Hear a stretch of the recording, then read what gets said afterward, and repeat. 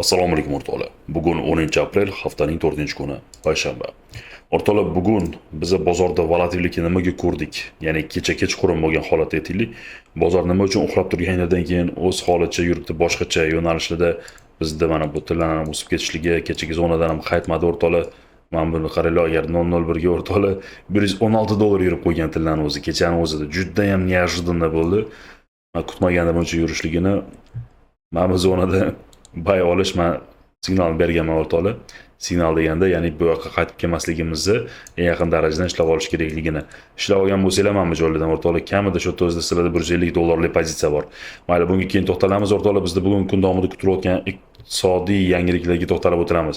Bugun o'rtoqlar CPI kutilyapti, ham bazaviysi va umumiy CPI'miz kutilyapti. Bu GMT bo'yicha 12.30 bo'lsa, demak O'zbekiston vaqti bo'yicha 17.30 ga to'g'ri kelyapti va traditsionalniy har haftani payshanba kuni e'lon qilinadigan ishsizlik nafaqasi uchun dastlabki arizalar soni bu 12.30 da. Bu ham demak 17.30 da bo'ldi O'zbekiston vaqti bo'yicha.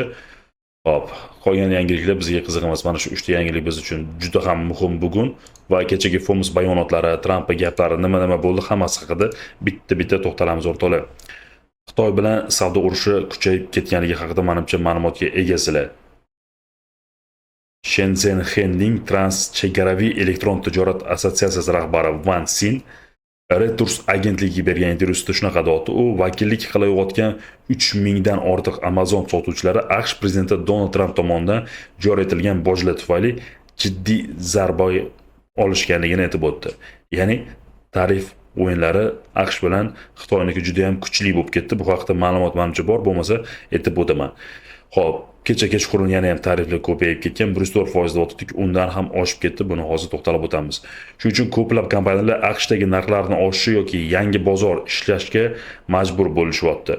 Ya'ni Xitoydagi tadbirkorlar yangi bozor qidiryapti. AQSh налогlarni oshirib, shunaqa bojxona to'lovlarini 100% dan oshirib o'rganligi, hozir men aytaman necha foizligini, qiziq bo'lsin. Shuning uchun yangi bozor qidirishyapti. Tarifli AQSh bozorida yashab qolish juda ham qiyinlashtiryapti. Ya'ni AQShda narx-navo oshganligi uchun bu Xitoy tadbirkorlar uchun juda ham qiyin bo'lyapti. Ba'zi sotuvchilar hanuzgacha AQShga tovar jo'natishni davom ettiryapti, boshqalar esa yangi bozorlar izlayapti. Endi kimdir qoniqadi chiqarayotgan mahsulotidan. Nima deysizlar endi bunga? AQSh bojxona siyosati ko'plab kichik va o'rta biznes uchun kollapsni anglatadi va Xitoyda ishsizlik darajasini keskin oshishiga olib keladi. Tushunarli o'rtoqlar, bu nima bo'ladi endi? Kamroq foyda olgandan keyin optimizatsiya bo'ladimi ishxonalarda? Ya'ni ishchilar biroz sakrashina bo'ladi, ko'pchilik ishsiz qolib ketadi. Xitoyning o'zi istiqbolli kelajagiga albatta ta'sir ko'rsatadi bu narsa. Bu Xitoy biznes uchun misli ko'rilmagan zarbadir deb aytdi. Endi bir narsa aytamiz o'rtoqlar. Tramp chorshanba kuni shunaqa bayonot berdi. AQShning asosiy savdo hamkorlariga nisbatan yangi 10% boj bor edi-ku, universal hammaga bojlar bu ishga tushgandi. Ana shu bojlar uchun 90 kunlik tanaffus e'lon qilindi. Bu muddat davomida samarali savdo muzokaralari o'tkaziladi. Ya'ni kecha Tramp nima degandi? Kecha davomida ko'rayotganda, bizda muzokaralar uchun hali ham ochiqmiz deb ko'pchilikni 50 dan ortiq yo'q 80 dan ortiq mamlakatda zaproslarni qaytarib yuborgandi va bu narsa endi взаимный пошлина o'rtoqlar 90 kunlik tanaffusga tushdi. Bu narsalar o'rtoqlar взаимный пошлина 90 kunlik tanaffus plus 10% po'shlina ham 90 kunlik tanaffusga tushdi, lekin avtomobil hali ham nologlari turibdi. Nation View kompaniyasining tahlilchisi Mark Hacker 90 kunlik tanaffus ijobiy signal. Bu muzokaralar sermahsul bo'lgandan darak beradi va bozorni beqarorlikdan biroz bo'lsa-da himoya qiladi deb aytdi va ana shu holatda S&P 500 indeksi o'rtoqlar 7.4% o'sib ketdi. Dollar indeksi ko'tarilib ketdi shu tempda.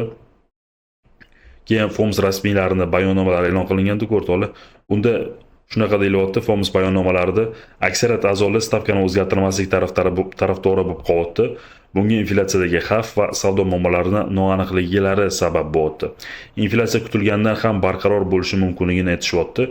Mehnat bozor va iqtisodiy faolligi zaiflash xavfi ortayotganligini, Fed vakillari tariflar muvozanatini saqlash, inflyatsiyani jilovlash va ish bilan ta'minlashni qo'llab-quvvatlash yanada murakkablashayotganligini aytdi.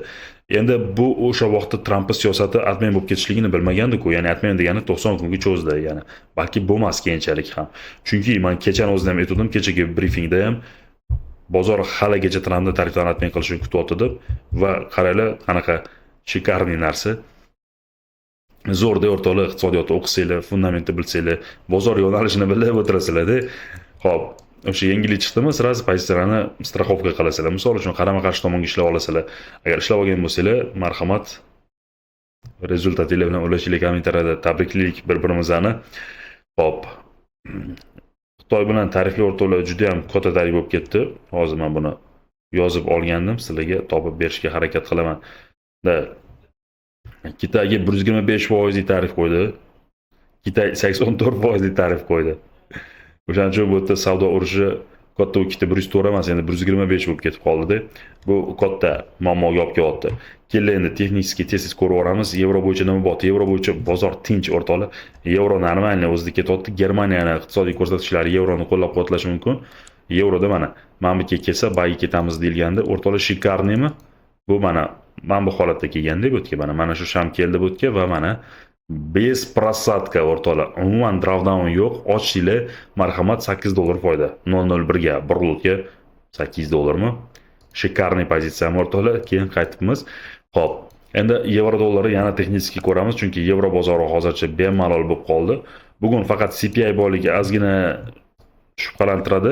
CPI o'zi aslida nima kutilyapti o'rtoqlar? 2.8 dan 2.6 ga yumshashlik kutilayotganligi bu bozorda dollar zaiflashiga olib kelishi mumkin va bozor kutilmaga qarshi yurganligi uchun mana o'zi kun davomida yurib ketyapti, lekin buni boshqa pastga tortadigan omil yo'q hozircha. Kun davomida pastga tortilib sekin yumshayapti. Xo'p. Biz yana bayda ekanmiz. O'zi bayga harakat boshlanib bo'pti. Menimcha baysatga bugun harakatni ko'rsak kerak. Da o'rtoqlar. Ko'ramiz, pam-pam.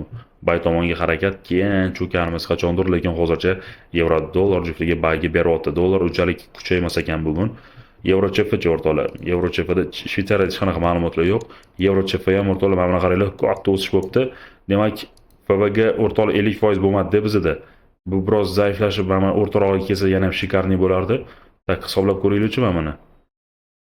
Ham 50% emas, bu kopeyka-da. Mayli, lekin bu hozir bayga beryapti, tipa FVG ga asoslangan holatda. Mana bu yerdan zona yangi deb hisoblasak, qaranglar, narx buzmagan zona bor ekan va shu yerdan reaksiya olibdi. Bayga harakat kutib qolamiz. USD bo'yicha-chi.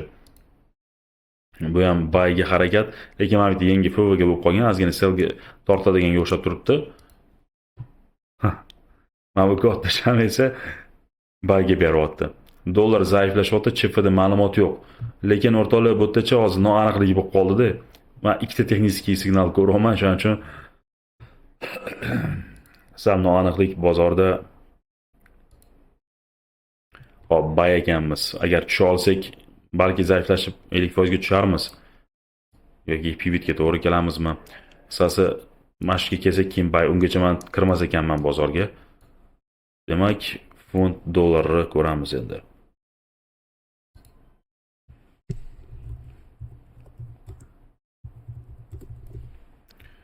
Tak.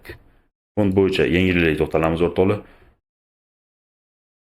Funt bo'yicha Buyuk Britaniyada muhim ichki iqtisodiy ma'lumotlar e'lon qilinmagan. Shunga qaramasdan bozorlar Bank of England, ya'ni boy vakillarining so'zlariga e'tibor qaratishyapti. Ayniqsa investitsion kompaniyalar tomonidan leverage orqali risklarni oshirib yuborish holatlari ayniqsa bozor izdan chiqqan paytlarda muhokamalar markazida turibdi. Demak, muhim eslatmaga qaraymiz.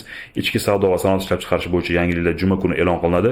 Funt bo'yicha ular funtga ta'sir ko'rsatadi. Hozircha biz sabr qilamiz. Funt dollar ham kuchayishi mumkin. Texnik signal topishga harakat qilamiz. Funt dollar juftligida demak hech nima yo'q. Действительно. Kim nima ko'ryapti o'rtoqlar? Mana buni yechib selga ketishimiz ham mumkin ekanda. Kechagi kunmi? Da, hozir Paysaytga ataka qilamiz o'rtoqlar, mana o'sha yurib qo'yibmiz-da, kun davomida yurib qo'yibmiz. Hop, endicha. Keyin buni yuqoriga tortadigan manbalar turibdi, ikkita bir xil zona turibdi. Yuqoriga tortilish tempida turibdi. Agar Paysaytda yetishgandan keyin sell saytlarga ataka boshlanib qolmasa o'rtoqlar, biz yana yuqorilab mana shu yergacha ishlashga pozitsiya qarab ko'rsak bo'ladi. Yevro funt noaniq mana shu ikkalasi. Qaysi bir kuchli? Men bugun yevro funtda balki bay ko'raman deb o'ylayman, lekin bizda bu kecha mana bunaqa sham berganligi uchun BVG bilan bu o'rtoqlar bizga Yevrofond juftligi pastga tortib beradiganga o'xshab ko'rinyapti holatda va agar biroz yuqorilasa, selga pozitsiyalarni qarab ko'rsa bo'lar ekan. Yevrofond juftligida yozib qo'ying. Tak. Demak, bizda keyingi juftlik USD yana. Yaponiya bo'yicha ma'lumotlar har doimgidek bor. Chunki Yaponiyada har doim bir nima bo'ladi, o'shaning uchun har doim ma'lumot topiladi. Yaponiya Markaziy banki BOJ payshanba kuni e'lon qilgan dastlabki hisobotga ko'ra, ishlab chiqaruvchilar narxlari indeksi PPI bizda AQShga juma kuni kutilyapti mana shu.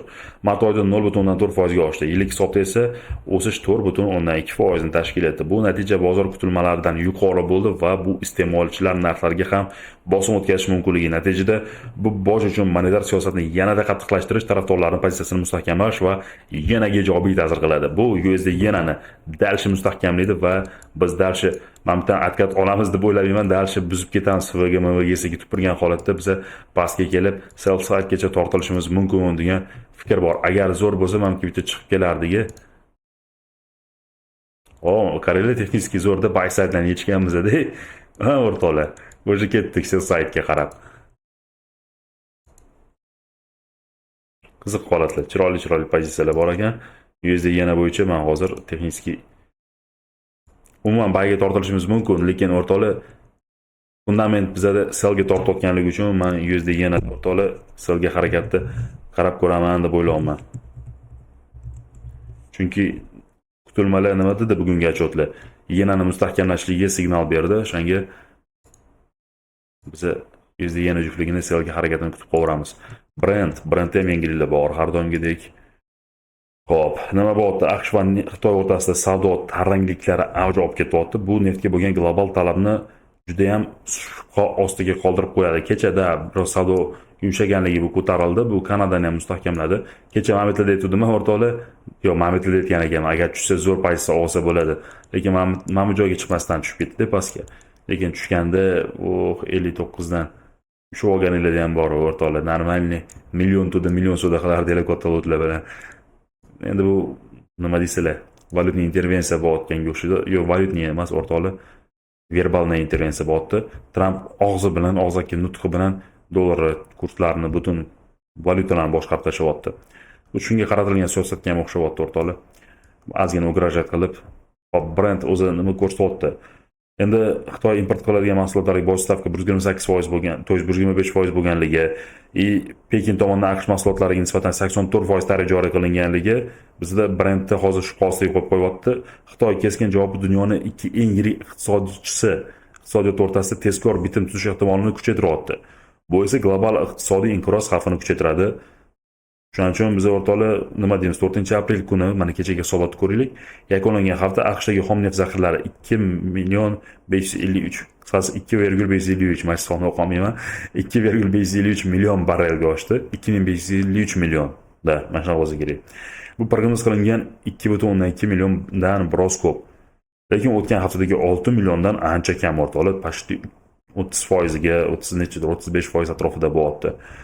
Da bu kutilgandan oshdi, lekin oshgandan keyin Brent dalshi sellga ketish kerak edi, lekin savdo urushining to'xtaganligi ozgina muddatga bo'lsa ham bu neftda qo'llab-quvvatlayapti o'rtoqlar. Yana bitta sabab bor.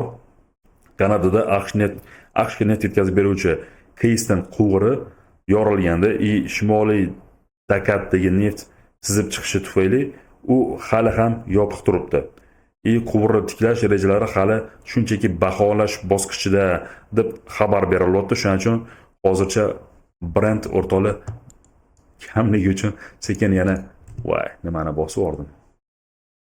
Tak, yana biz Brentda balki buyga harakat ko'ramiz, lekin cho'ksa zo'r bo'lardi, men bittadan shu bo'lardim. Tupa kirmayman men, lekin mana shunaqa holat bo'lsa buyga pozitsiya qarayman, agar tusha olsak-da, buyga pozitsiya qarayman, bo'lmasa yo'q. Tilla nima bo'ldi? Qaytmadi, o'rtoqlar, qaytmadi. Kecha pozitsiyalar bor edi, yopilmaganda bor-u. Yopilganda, yo'q, ishlangan, buyga ishlangan. Lekin bunchalik o'sishligini men ham tahlil qilmagandim. Kecha mana shu sham savdo urushi to'xtaganligida bo'ldi-da.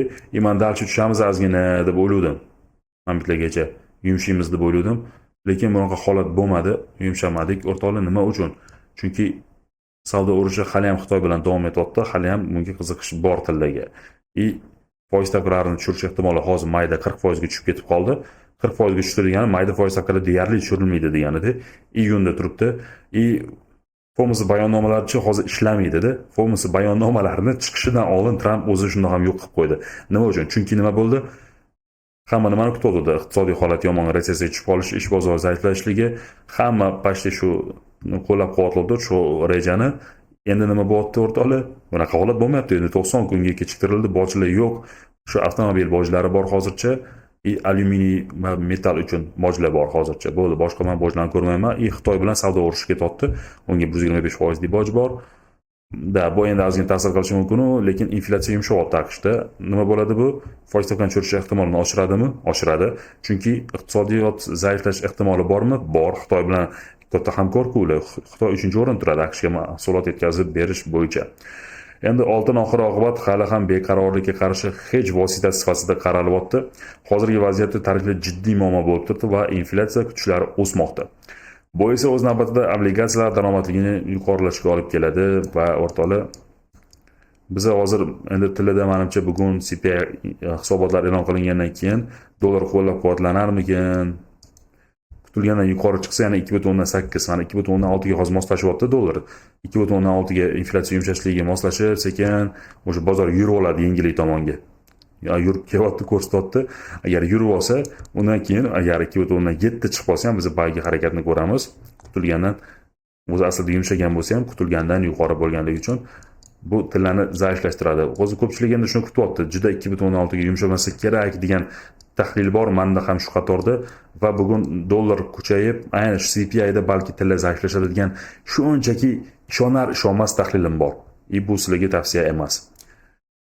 Tillarda men kun davomida hech nima ko'rmayman, kun davomida qarayman o'rtoqlar, unda o'q qilaman, mana bunaqa qilaman, bu yoqqa qilaman, hamma time frame'ga o'tib, vaziyatlar, pozitsiyalar, o'zgarishlar, hamma narsani izlanib, nimadir topa olsam, keyin pozitsiya ochaman. Ungacha esa o'rtoqlar, hozircha tillarda men kutish pozitsiyasidaman, juda ham riskovanniy, juda ham o'sib ketdi.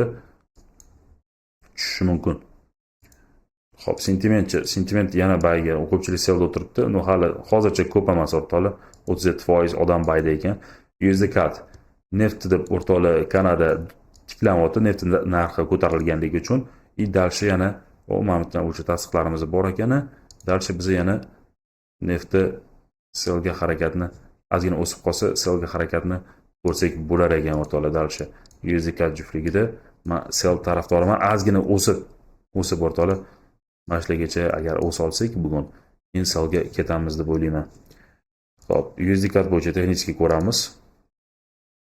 Da o'rtoqlar selga berib yotibdi texnika, polniy USD CAD hammasi sel.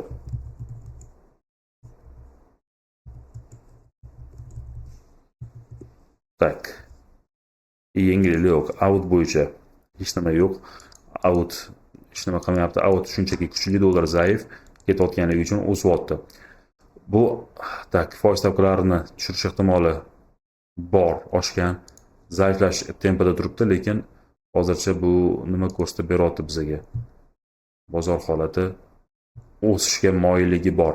Dollar zaifligi uchun, o'rtoqlar, dollar kun davomida outsider bo'layotganligi uchun out USD balki yana o'sishi mumkin. Avstraliyada yengillik yo'q. Nova Zelandiya nima dedi o'rtoqlar, kecha foiz stavkani tushirgan-ku, biz foiz stavkalarini dalsh yumshatishga tayyormiz dedi. Lekin bu o'sha selga tortish kerak edi aslida, lekin tortmayapti. Xitoy ham nalog qo'yapti, boshqa qo'yapti. Xitoy hozir aytgancha Xitoyda inflyatsiya yumshab ketdi juda ham. Bu ham o'rtoqlar pastga tortish kerak. Qisqasi biz out USDda pastga ko'rishimiz kerak, lekin texnik bizga hozir out USD juftligi polniy bayga harakatni ko'rsatyapti. Out USDda bay ko'rib qolamiz degan tahlil bor. Bo'lishi mumkin. Ma'lumotlardan qaytib ketmasak, bayga harakatlar bor. Tak, Ethereum kriptovalyutalar o'sdi. Kecha qaytish kerak edi, mana shu joylardan qaytish kerak edi, yo'q, o'sdi. Bucha. Opa, bu ham qaytish kerak edi, lekin mana Trampni yengilligi bo'lib mana shu vaqtda shu joyga yetganimizdan keyin o'sib ketdi. Bu ham xuddi shu holat o'sib ketdi. Men qaytishni kutib o'tdim. Xo'p, kriptovalyutalar sohasida nima bo'lyapti? Yengilliklarni biladiganlar marhamat kommentariyada yozib qoldiringlar. Deyarli kriptoni umuman o'qimayman, menga вообще qiziq emas, chunki menga yetadi valyutalarda savdo qilishim. FVG dan o'rtoqlar bayga harakat ko'rib qolamiz, kutib qolamiz. Bu ham shu xuddi shu holat ozgina yumshaydida, mana shulardan bir yana bayga harakat ko'rsatadi. Solana ham xuddi shu, hammasi bayga yana o'sishda bizga lider bo'ladi menimcha. Demak, o'rtoqlar, bugungi tahlillarimiz shulardan iborat. Amarket Central Asia YouTube, Instagram, Telegram kanaliga obuna bo'lish esingizdan chiqmasin. Kommentariy, like, podpiska hammasi bilan qo'llab-quvvatlaylik o'rtoqlar. Barchaga rahmat. Siped ehtiyot bo'ringlar. Kuninglar xayrli o'tsin. Tekbroslarga to'la savdo tilayman. Salomat bo'linglar.